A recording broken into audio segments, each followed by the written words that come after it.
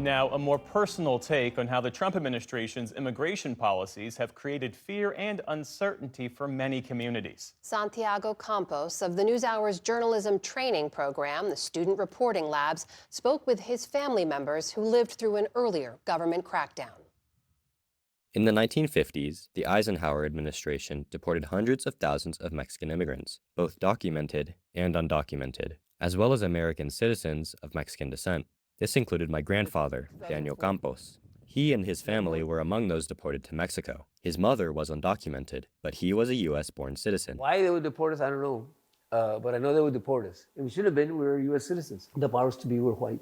So they could basically do just whatever they wanted with us. At one point, a confrontation with a Border Patrol agent would lead Daniel's mother, my great-grandmother, to agree to a deal. The entire time that they had been deporting my mother was to try and get her to be an informant for the Border Patrol. My great-grandmother did succumb to this pressure, agreeing to inform Border Patrol of the whereabouts of other undocumented migrants. In exchange, she wouldn't be deported any further and would eventually get naturalized. These sorts of encounters with Border Patrol instilled fear that persisted to the next generation. My father, who was born in the U.S., showed me around the colonias, where he grew up.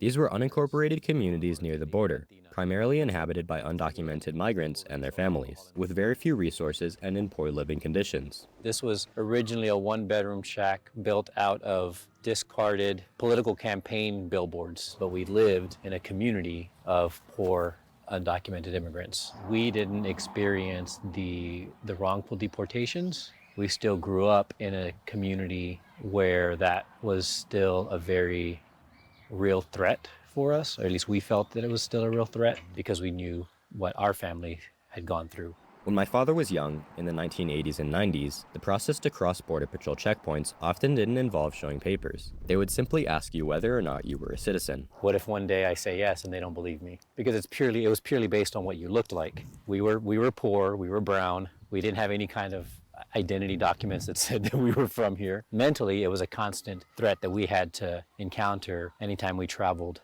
out of this area. You didn't grow up in this kind of a community. You didn't grow up with a similar close experience of the family deportations. And so I think it's easier for your generation, when you hear something like mass deportation, to think, well, that couldn't happen to me because I'm an American citizen. But for someone who has experienced it, and for someone who lived it, it's not far-fetched that we could wind up like that again.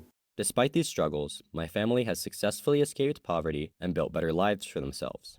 As anti-immigrant policies surge again, I and many others may need to reconsider how they could affect us.